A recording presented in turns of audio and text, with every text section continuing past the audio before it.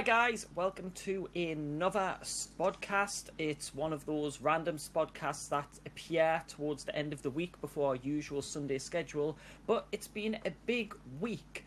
We have Justice League, the Snyder's Cut, finally here. We've only waited 2 years, 3 years for this, but it's finally here, so we thought we would dedicate a whole podcast to it. As usual, I have John, who is dressed as half Batman. Hey, John. Hello. And yeah, he's going to be dead by the end of the podcast. He's already dying in the heat. But we have two new guests as well. I always like to get new people on and get their opinions. And we have Damian and we have Troy. Hey guys, how's it going? Hi, how are you doing, CJ? I'm fine, thank you. Yeah, good. Yeah, I'm good.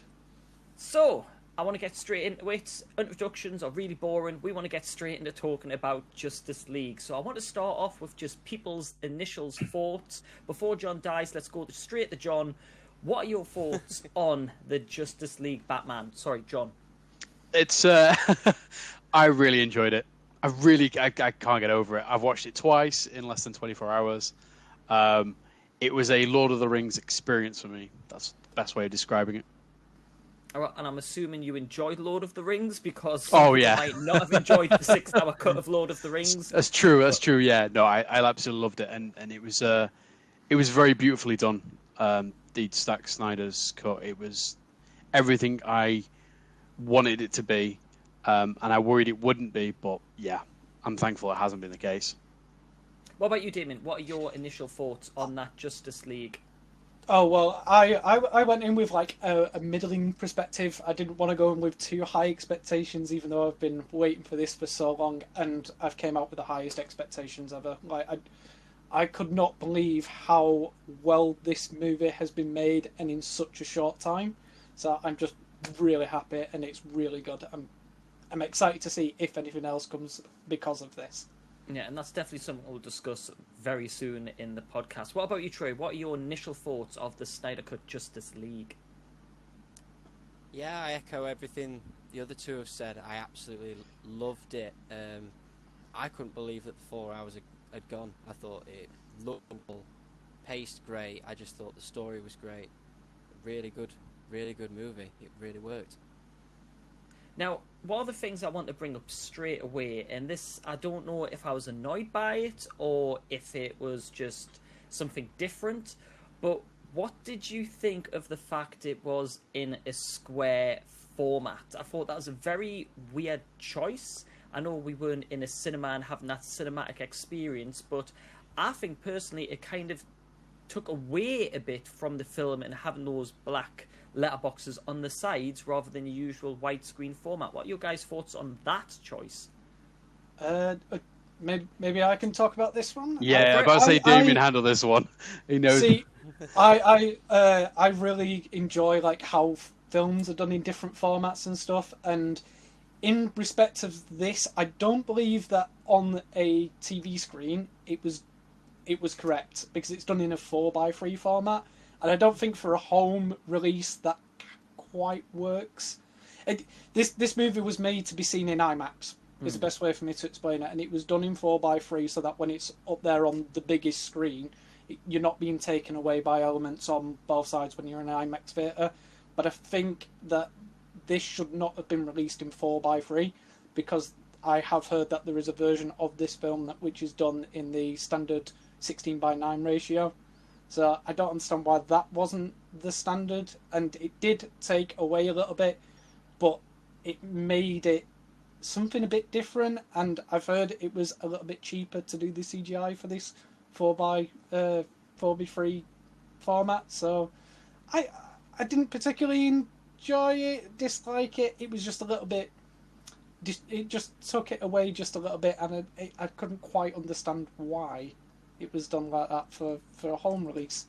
Well, I suppose you're right in saying that it's half the price for the CGI because you've lost half the screen. So in that sense, it's... What about you guys? John, Troy, what are your thoughts on... For me, personally, I noticed it at the beginning, but for me, I didn't notice it too much for it to annoy me, because I was so engrossed in what was happening in the centre of it. I didn't... Eventually, it was almost like white noise. You just kind of blanked out. I would like to think and hope that when it releases to DVD, as I hear it's supposed to be in May, that they correct this issue. But I think they were just trying to get the film out, in my personal opinion, just see what the audience response is before they make the last-minute adjustments for DVD. Very true. What about you, Troy? Did it distract you from it at all, or were you quite happy? To start with, when I first turned it on, I was like, oh, that's a little bit jarring, but to be honest, I just totally forgot. I just totally forgot that these side bits were there, and since I haven't been able to watch it all again, I've watched bits, I found that some scenes, it pulled me into the centre and the middle of what was going on, rather than all the background on the outsides. But for the IMAX idea of it, that I was focused on that. Sorry, you were just breaking up a bit there. I wasn't sure if you're finished or you're starting there. But do you think they're going to release it into IMAX? They've obviously filmed it for IMAX, but do you think that now there's been such a kind of love for the film, people have been downloading it via streaming services, and it's getting really positive reviews, with it being filmed for IMAX, would it get your bum on an IMAX cinema seat for 4 hours, is the question. I would say yeah. I think all the effort Zach has put in and all of the heart, the passion, and taking away no salary from it as well, that was sort of released a while ago, all the money went into the film, and Zach's priorities were putting it back into charity. I would definitely do that, and it would be more for the support of Zach as opposed to desperate to see it in IMAX. That would be out of my respect, but of course, imagine seeing that on IMAX for 4 hours. I'd be happy to sit there. I might need a toilet break every so often, but yeah. I think they could do a toilet break if they've split it into little sections. So after the first 3 sections, toilet break, then do that again. Because I know some cinemas did that for, I think, the Lord of the Rings. They actually had special screenings for Return of the King, where they actually give you a 10-minute comfort break. What about you, Damon? Will you be going for IMAX if it ever comes out? If it gets released in IMAX, I'm definitely 100% there for it. I want to see this film in the way it was meant to be shown, and from what I've heard of people who've seen this in IMAX, because Zach did his special screenings for it, it's meant to be a completely different cinematic experience, which is I'm all down for, 100%. Troy? Yeah, definitely. And the...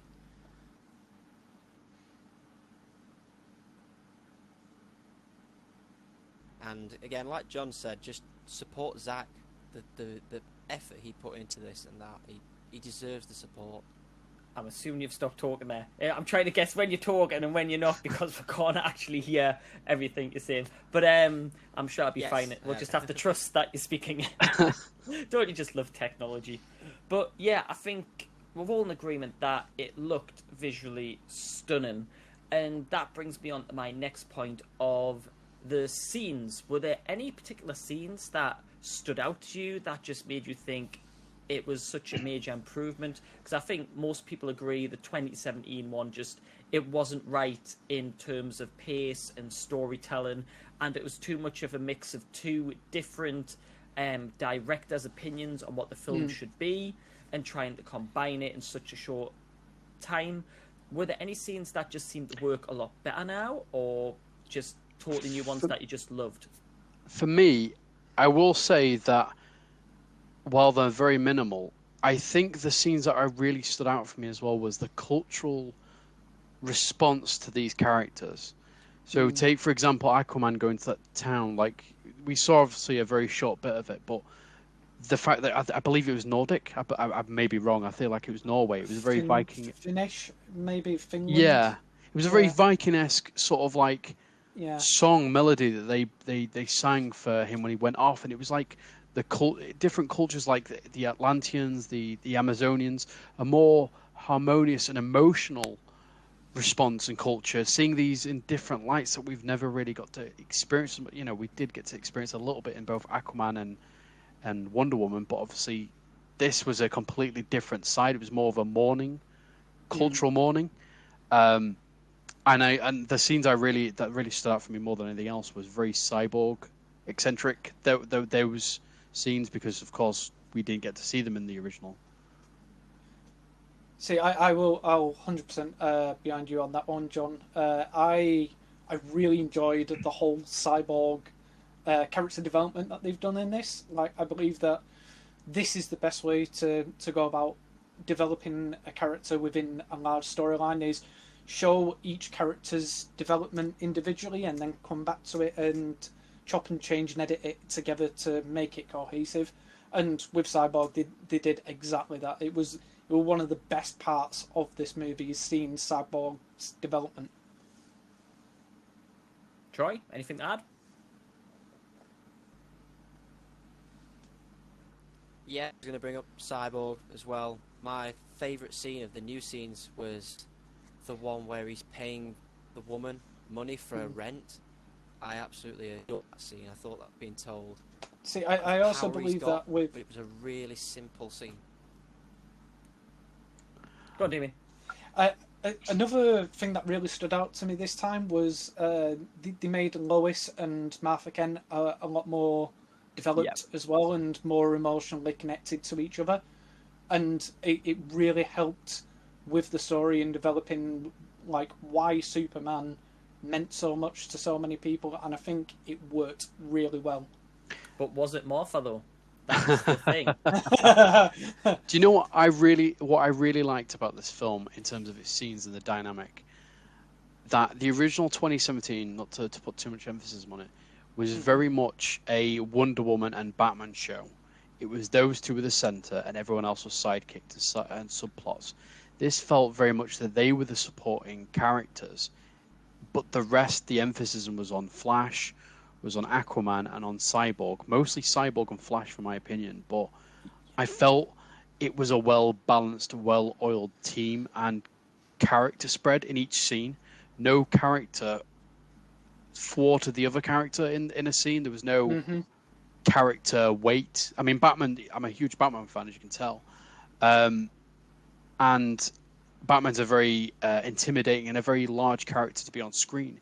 So to have his on-screen presence, and Ben Affleck being a very favoured Batman, be balanced out with other characters other than Wonder Woman, it was an incredible feat of genius, in my idea. It's a very hard challenge to do that. 100% agree with you on that one. Yeah, I think I'm going to sound with you as well. Barry Allen, like Ezra Miller's Barry Allen in previous cuts of films, has always been like a bit of a jokester character, whereas in this they really developed his character, like, and they didn't just make him like this quirky psychic character. He was an actual person in this, and you could see him develop throughout as well, and it was just brilliant. Definitely, yeah, I echo that with the Flash. Definitely, I think the Flash got a really good treatment in this, especially in the sewer scene. I think the sewer scene was totally different. You could see he wasn't just the wimp there just to stand by. He was actually brave and helped out quite a bit. It was definitely a Flash that hasn't... I got the impression anyway that it's a Flash that hasn't been the hero that much. He's only done little side bits here and there. He hasn't really stepped up, and having, in a sense, role models in Batman, in Wonder Woman, in Aquaman, it's kind of helped him to step forward and push himself in that sense. I don't know if you've picked up on that vibe, but that's the kind of impression that I got. Yeah, 100%. Yeah, It was less like babysitting Flash and telling him what to do, and more like him watching like an apprentice and developing, and in the end becoming in his own character and his own heroes are right, like, you know, taking on what his father had said,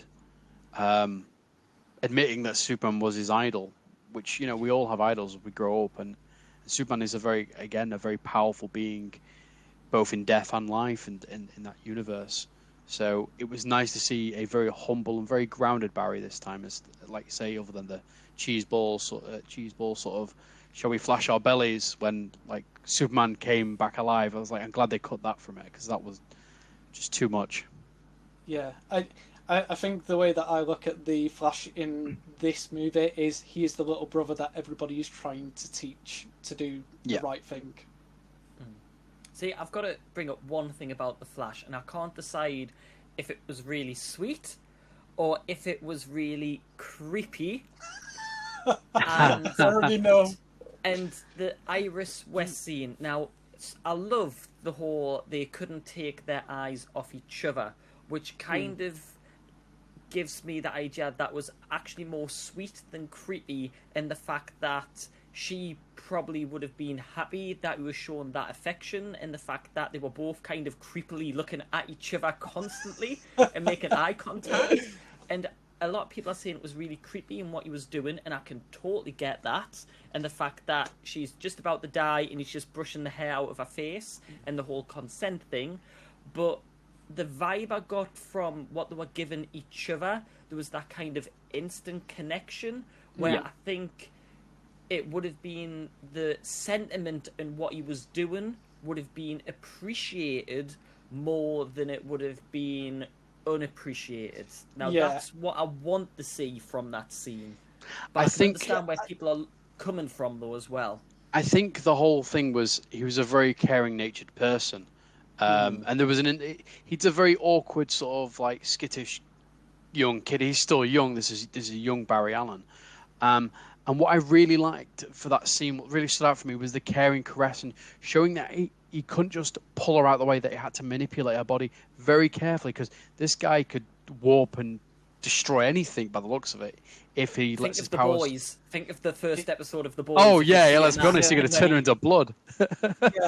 But I think that was great as well, and it was also great where like he got the hot dog and put it in his pocket, and I thought, oh, is he going to eat it for himself? But then it was for the dogs, and it was like, this is a very caring guy. This is someone who cares about his fellow man. You know, he in a theory, like, it didn't care that he lost his shoes or he could have given away his identity. It was more he was concerned about everybody in the area, apart from the guy who like was driving the truck, obviously, which was a bit of a weird one. But we'll forget about that guy. But no, I liked that whole scene. That the brushing away the hair. But I also noticed as he did it, he took away certain parts of the metal that was coming out. So maybe that could be the other angle. Maybe I'm just trying to excuse his actions.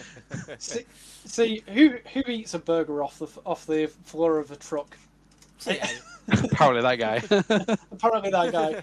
But yeah, like the whole reason why he has to like be really careful with when he's touching it is because he's going so fast that it's like if you have something that's super fast and like at speed, if he was to touch her too hard, she would explode like in The Boys. Now that would have been an outtake, wouldn't it? Yeah, just damn. Just a pair of hands. Yeah, and I don't think Justice League would have got the rating that it has now.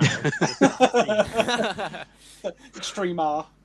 But the Cyborg, I think we'll have approached this, and I think everyone's in agreement that it was probably one of the best character developments for the... I might be wrong, you might disagree here, but for me personally, I think the Cyborg storyline was an absolutely brilliant touch, and I thought they really developed the character. And some people are saying, oh, it's just because of the controversy, but I think that's always been what Snyder had in place for Cyborg.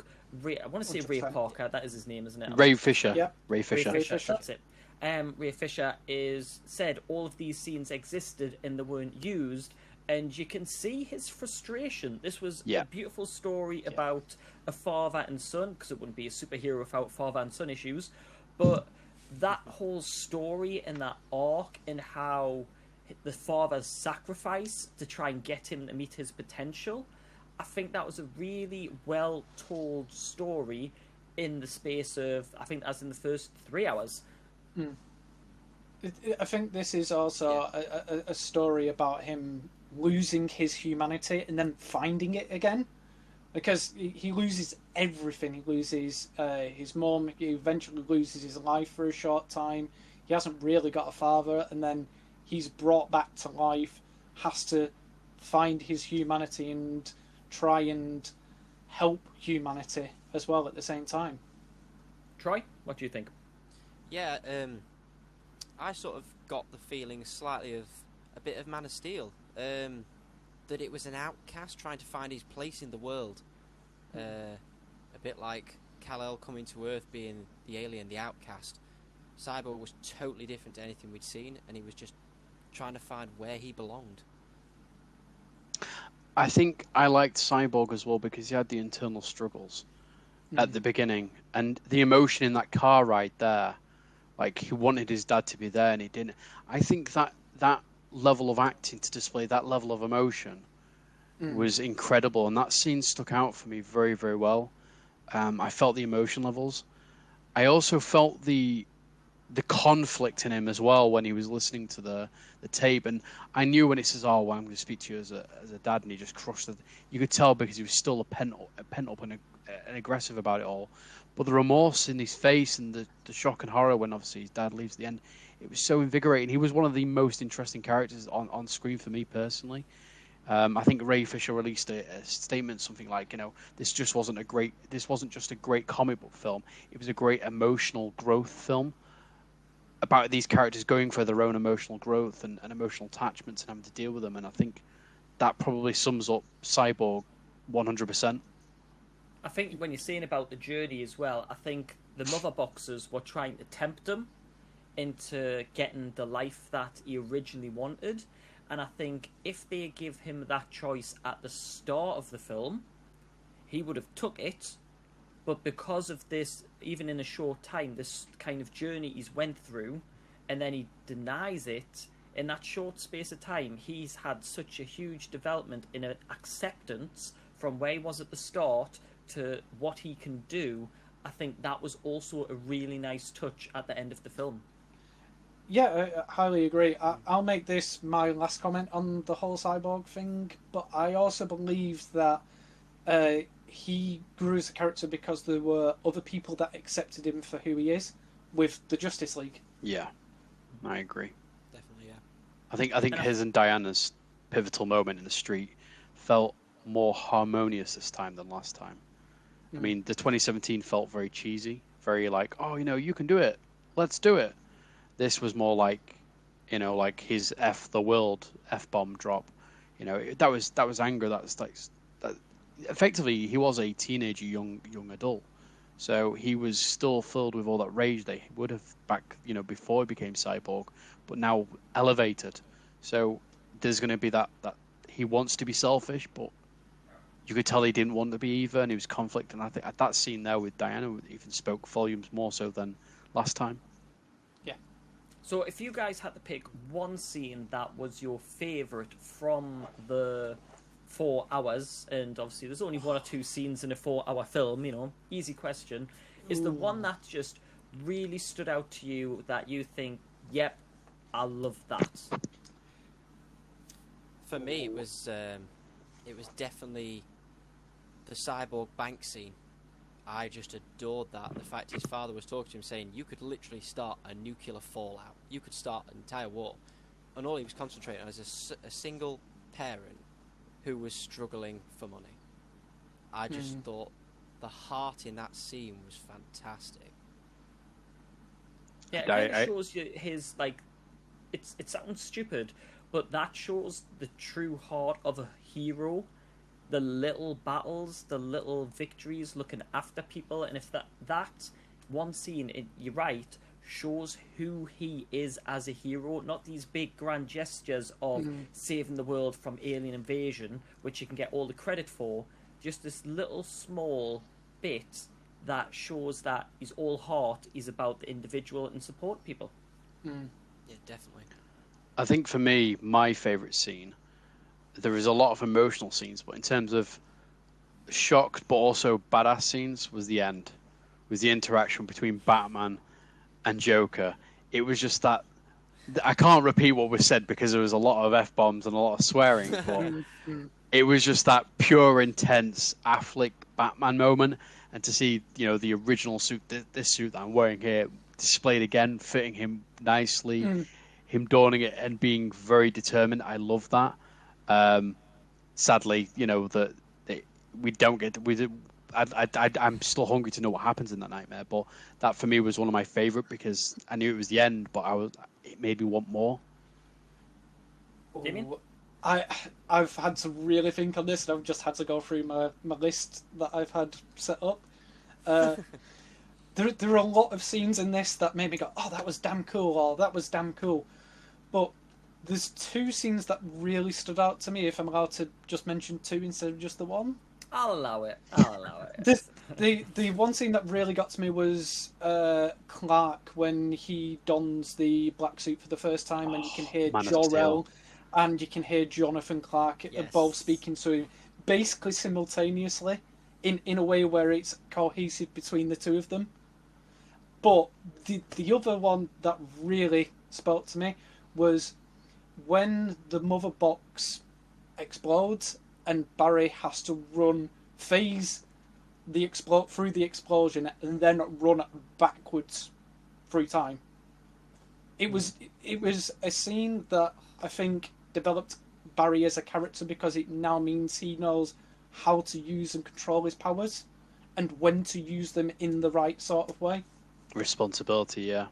Yeah, because I he think- even had that whole mindset of he shouldn't mess about with time, and Yep. he even had that kind of time as well when he was running in the Superman ship, where he actually reversed time a little bit, and obviously the whole mother box warning Cyborg about the future, and that future is now set. I thought that was very interesting little nod to what was coming, but him and his mindset saying, and you're dead right, that this is the time I should use my powers, otherwise everybody's dead. It wasn't selfishly inclined on why he was changing time. It was for everybody and putting Someone himself told at Grant risk. Gustin. Someone told Grant Gustin. 6 seasons on and we still don't get that. It visually looked awesome as well. It just visually looked Yeah. great. How the land was reforming. So cool. I must admit, the other, I think another scene that spoke out to me was, and maybe not many others, but was the Amazon scene where you see I can't remember her name, Diana's mum, looking over the ravine where the collapse and the emotion. You didn't see that in the last one. It was like that was her sisters, her daughters, her friend. You know, like she is the queen of all the Amazons. They're all her sisters, effectively. And to see that emotion of mourning, it was just incredible. I was taken back because these actresses and a lot of them were athletes and Olympians.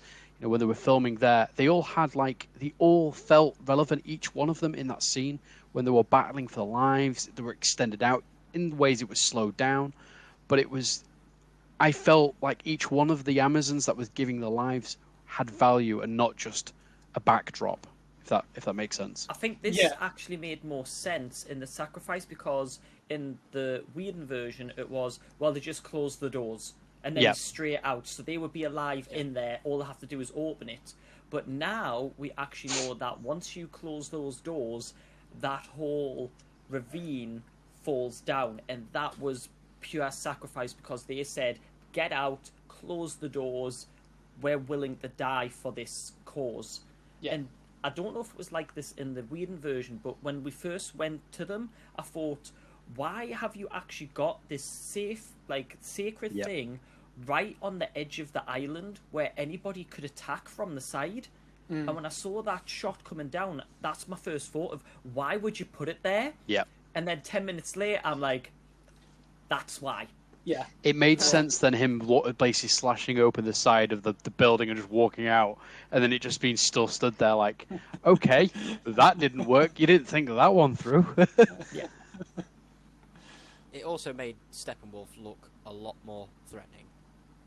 Yeah. The fact he's just survived that and jumped out of it. Yeah. I did like the way he looked in this one. They've definitely changed his face to be more Yeah. beast-like and more wolf-like with, obviously, the name. But I'm going to throw something out there controversial. I wasn't a fan of the epilogue. Okay. Let's get on the scenes we didn't like. I felt the epilogue felt too out of place for... I know we had to have the nightmare, but I know it's an epilogue as well. It's an addition to the story. But personally, I don't think it was needed. I think if they were going to go forward and make more, you release that as a sort of trailer, a little 5-minute video to say, this is what's coming, and it just didn't feel needed. Just Yeah, like Martian Manhunter at the end, it's a nice nod, but it just didn't feel like an ending. It just kind of went, hi, I'm the Martian Manhunter, Batman. I'll be around. It just Yeah. fell flat. I actually, Both of them. I'll let Jonathan go first because I have a thought on this as well. I think that particular scene, the Martian Manhunter, would have worked as an end credit scene, and I think that's may have been what it was intended to do. The epilogue scene, I think, because I was thinking, when Cyborg sticks his hand on the control unit and he has the flashback, I actually thought that would then enter the epilogue scene, or when Barry's running, there was going to have the epilogue scene there. Where it shows you in the nightmare and he's seeing what's going on because he was present at the epilogue scene. I think that would have made more sense to have it there than at the end of the film as a nightmare, because that, to me, I agree. I felt like the scene was incredible and I enjoyed the scene. I just think it would have been better somewhere else within the film.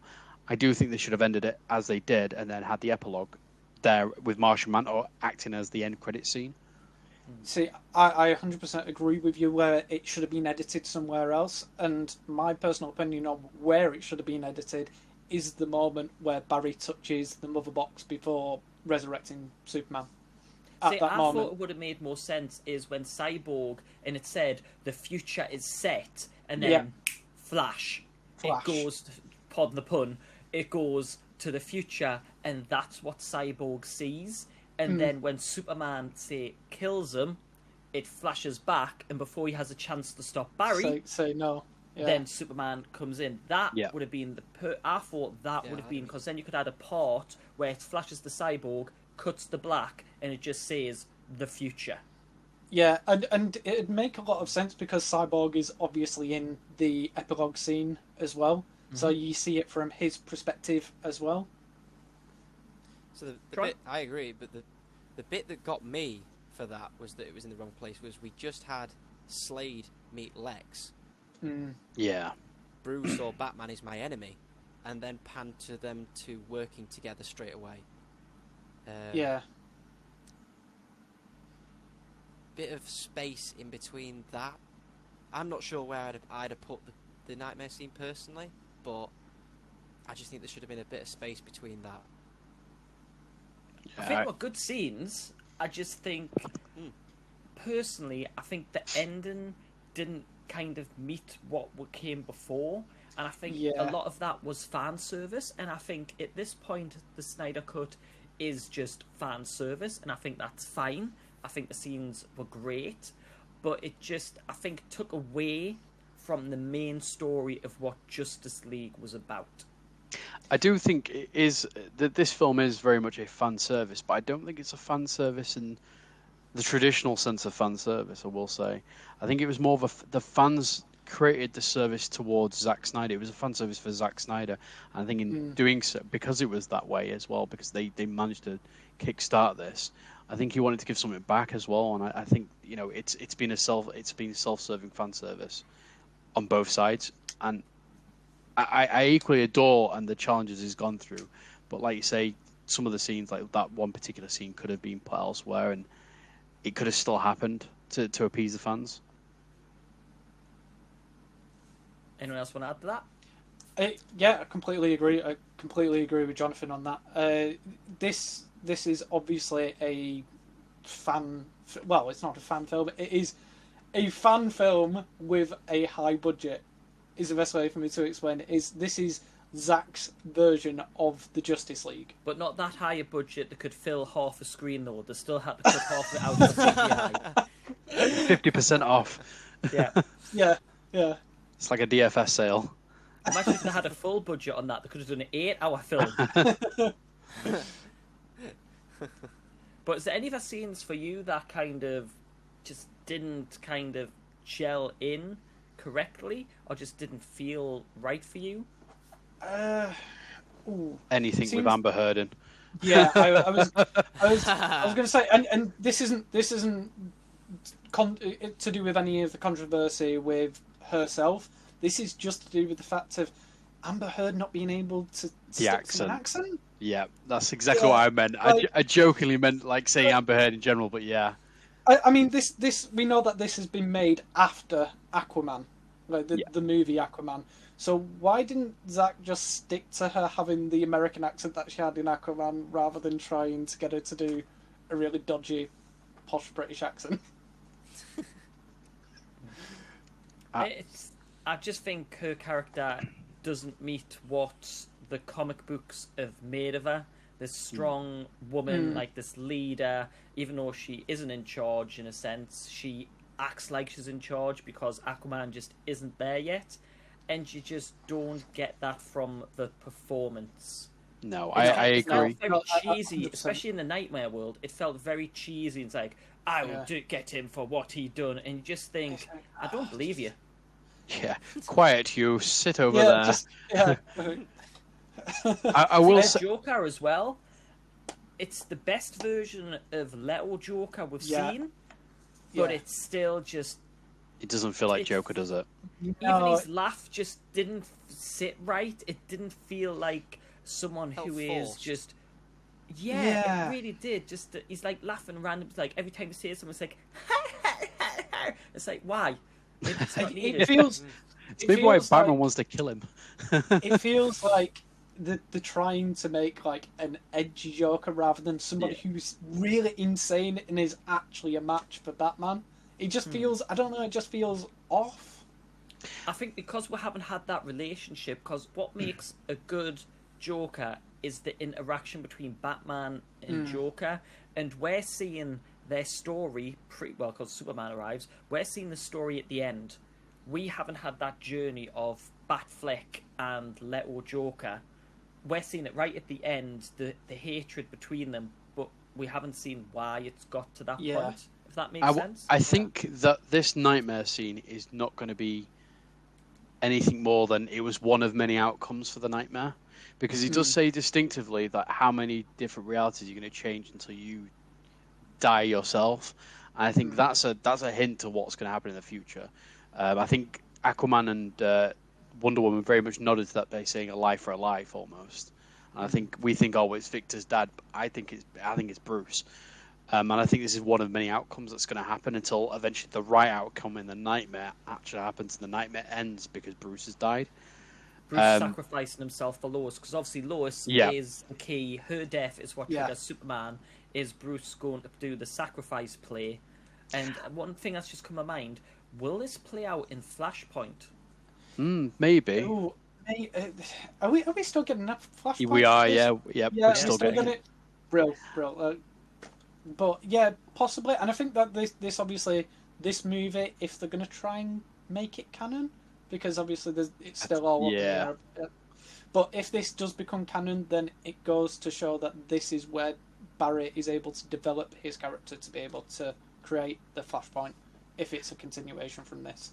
I would like to say that I hope that if, and I'm taking it back to Bruce there, if he does die, I hope it's a very mirror-esque to Final Crisis, where he shoots Darkseid before he dies with the only thing that can kill him. But effectively is turned into a charred, well, we thought, but actually this time turned into a corpse, and Clark is the one that holds his body, walking out. And I think that would unify how these two were enemies, and now they are literally Clark is mourning over Bruce as opposed to the opposite way around. I think that would be a great homage back to really BVS. I would like to say as well, I liked William Dafoe in this. He had a very small scene, but I liked him in it. Yeah, I mean, he was very good in Aquaman as well. As a character, he is very well developed in that, and he steals the scene every time that he's in a movie. So, I kind of want to bring it back because we are coming towards the end, and I think we do need to have this discussion now.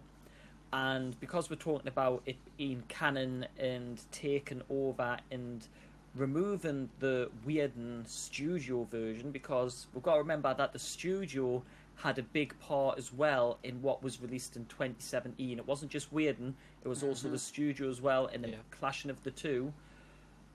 What do you think is being the major improvements? What kind of worked well in the Whedon studio version? So what I'm trying to get at is, what are the comparisons? What do you think worked, what didn't work in each one? Which one would you like to be the main, the canon? I 100% agree that Snyder Cut should be canon. But it's not that Joss Whedon's cut is massively inferior or anything.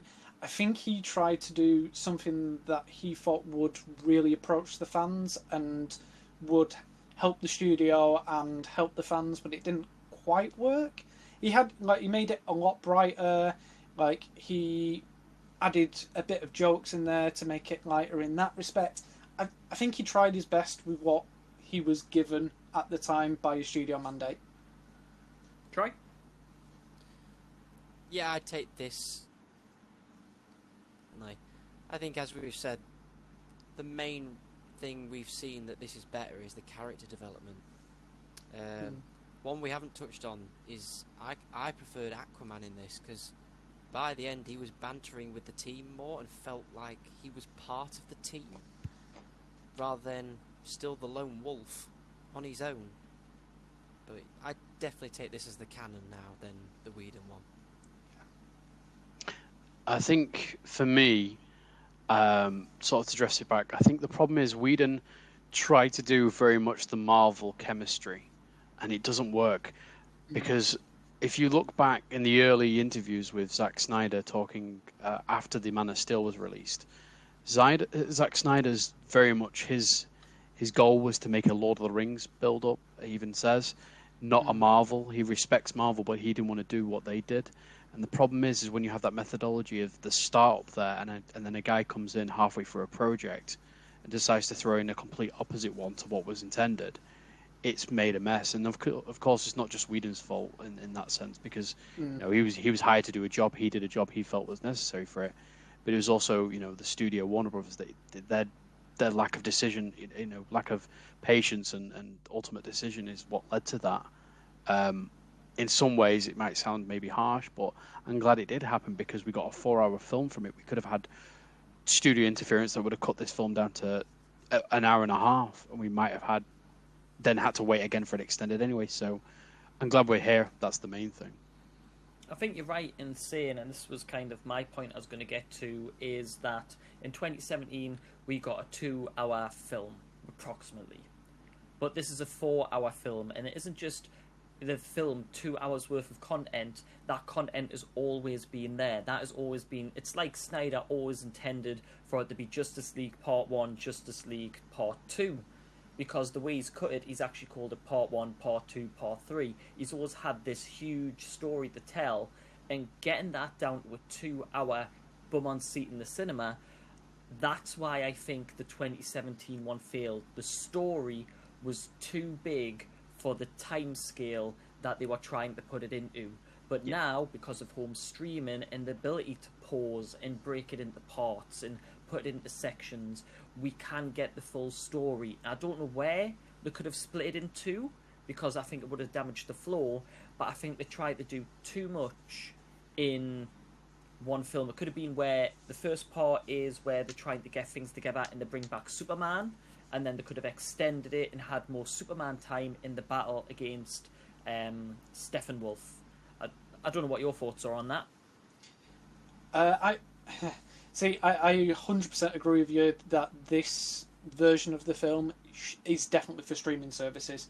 And if this was done in a cinema, I honestly believe that the better way to go about doing this is as two separate movies at like 2.5 hours each. Personally, I'm a big fan of sitting in a cinema and watching a film for a very long time. I were a big fan of Blade Runner 2049 for that reason. But in regards to this is a movie that should have split in two parts if it goes into a cinema. It should have been done as part 1 and part 2. Yeah, I totally agree. I personally would have still gone and sat down and watched a 4-hour movie in a cinema. But I know all my parents are both fans of this genre. I think they'd have struggled to sit for the 4 hours and watch it in one go. So I think the streaming service idea was a good decision. Ultimately, I think it worked well for it. I think it's timed quite beautifully with everything that's going off in the world right now and the pandemic. Everyone's confined to isolation. And there is a lot of binging at the moment, and I think that has also helped this Snyder Cut because it's given people patience to be able to sit through a 4-hour film. If we'd have had this when there was no pandemic on, I do think it would have been a struggle. Yeah. I think people wouldn't have appreciated it much. It'd been very niche, like how Lord of the Rings Extended is. And I think people would have given it a chance. But because of the pandemic, I think it has worked well. And like I say, I'm glad it's happened the way it's happened now, because it has given an opportunity. It's given fans that would have played it down on any other day the opportunity to sit and appreciate 4 hours of just forgetting the world and being engrossed in this universe. And I credit to Snyder for being so determined to get it out in the few months he's done, and to keep it while the pandemic's on, to give people extra hope as well. So moving forward, obviously we're only a few days in from release, 2 days, but it's been nothing but positive comments. Obviously there's always little things that people don't enjoy and doesn't work, and I think we're all in agreement there are certain things that don't work. But when you look now, if imagine you're a Warner Brothers executive, they must be sitting down and thinking, this is really popular, we've got a lot of buzz now, can that buzz transfer and can we move that forward? Because there's a cliffhanger, Snyder said there's a cliffhanger, and he's put that, I think he's personally left that cliffhanger in a Yeah. kind of, Yes. we could move forward with this. We've got the fan base now, we've got the positivity now. DC is, and I'm not the biggest fan of DC films, but I will say from that Justice League cut, I'm actually positive and looking forward to seeing where DC can go. We've got the James Gunn Suicide Squad coming out, which looks impressive and fun, and what the DC were aiming for. DC's in a really good position. Do you think they should continue with this momentum and move forward for a Justice League sequel? Yes. Okay. Thanks No, I'm kidding. Yeah, I do. I think Warner Brothers would be looking a look horse in the mouth, if that's the saying. I've probably said it completely wrong. Gift horse. Gift horse in the mouth. That's it. Look horse, gift horse, same thing. Look horse. I think honestly, with Henry Cavill being so popular, and we said this weeks ago, CJ, didn't we? With Henry Cavill being so popular and still showing hunger to be Superman, I think that is one of the defining things, because we didn't get much Henry Cavill in this. But if we get him back as Superman again, you're almost giving this opportunity for fans to appreciate potentially 2 Supermen on screen, like there'll be 2 Batman, and have 2 variations to remove any criticism, to remove any bad feedback, because that's what Warner Brothers have got at the moment. They've got this bad feedback coming off for the moment. So if you can appease both sides, have one on HBO Max, the Snyder one, keep it going, long 4 hours if you want to do it, and have the other ones on the opposite side there, that would be the way forward. This is an opportunity for Warner Bros. To rectify and be shown to rectify and do justice for its actors and its characters and the fans, and also still continue on with these other films without them getting any hate. I second that sentiment. The thing is I think that what Warner Bros. Should be doing with Zack Snyder's stuff now is moving everything of Zack Snyder's universe, like continue Zack Snyder's universe on HBO Max. We already know that J.J. Abrams is taking over some DC properties at the moment, and maybe the better way to do it is just keep Zack Snyder's universe on the streaming platform, then move over all the other stuff onto the big screen. Because at the moment we're getting stuff like Joaquin Phoenix Joker, we're getting new Robert Pattinson Batman, we're getting all these other DC titles, and we need to make sure that they're kind of separate so that people don't get confused from this. I think one of the good things they've got going for them at the moment is superhero things and things like this have become really mainstream, and people are understanding there is a multiverse, that you don't have to just do one version of that character. People aren't in the mindset of, but that's not the same Batman. It seems to be coming to the forefront now that there are different versions and different realities of different characters. I think that benefits the studio a lot and gives them the opportunity to continue with this. Now, my one concern is, and we'll finish on this, is we're saying about Snyder staying on the streaming service. My only concern with that will be budgetary. Will that, because if you think how much money they've had to put into this Snyder Cut and to base it as a film, I can't see HBO and Warner Brothers given the budget that will be needed for a Nightmare sort of storyline for the Snyder Cut? My personal thinking is possibly yes, because HBO Max have got this whole idea at the moment about doing like these $40 to $70 million DC movies to kind of continue on with whatever they're doing on the streaming platform. So maybe they could go about it doing like a 40 million movie, and then all of a sudden, like they have that little bit of money aside just to kind of push towards Snyder and go, there you go, make your next movie on our streaming platform, bring in more subscribers. Do you think they could do it episodic? Oh yeah, I reckon it could be done episodic. I reckon that if you was to do a series of maybe 6 episodes as a series, and just like put a lot of money into that one series, maybe it'd work like that. Any your thoughts, guys? Go on, Troy. I'll let you go first.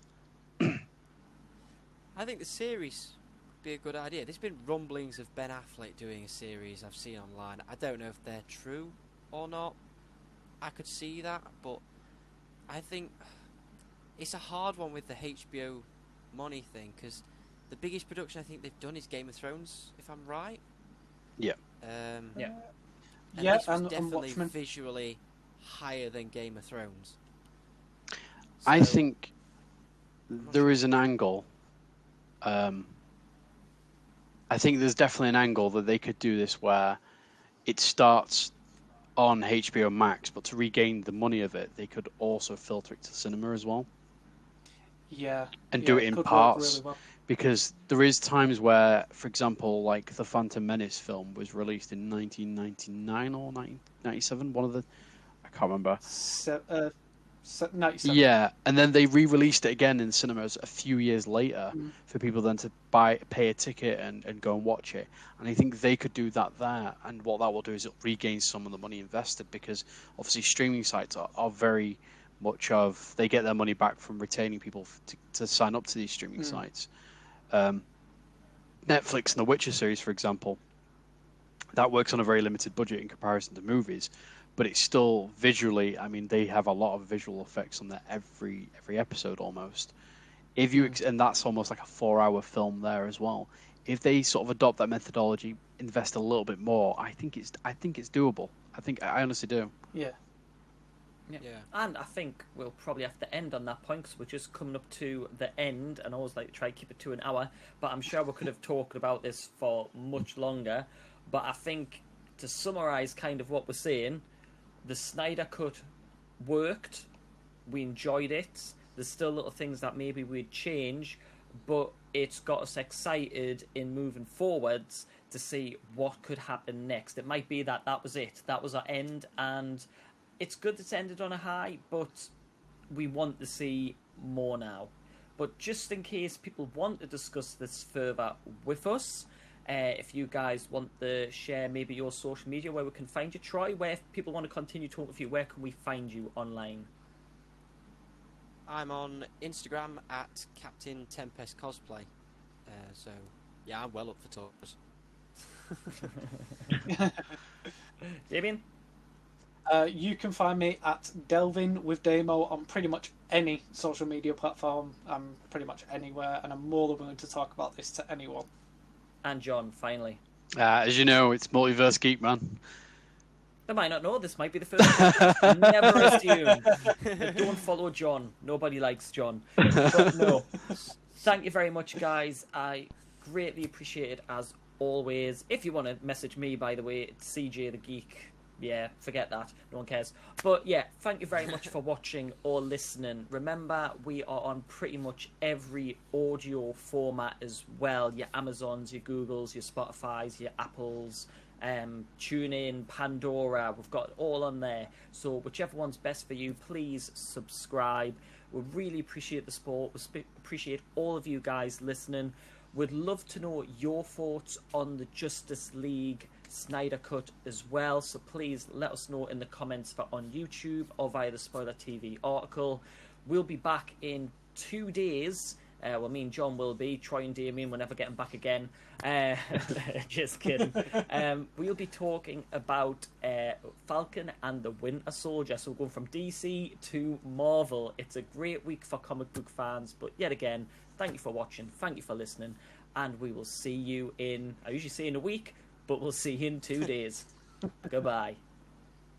Thanks for watching our video, guys. Really hope you enjoyed it. Don't forget you can subscribe to Spoiler TV just using the little Spoiler TV button, or check out some of the latest articles and recommended videos from our channel as well. Thanks for supporting us, and we'll see you again soon.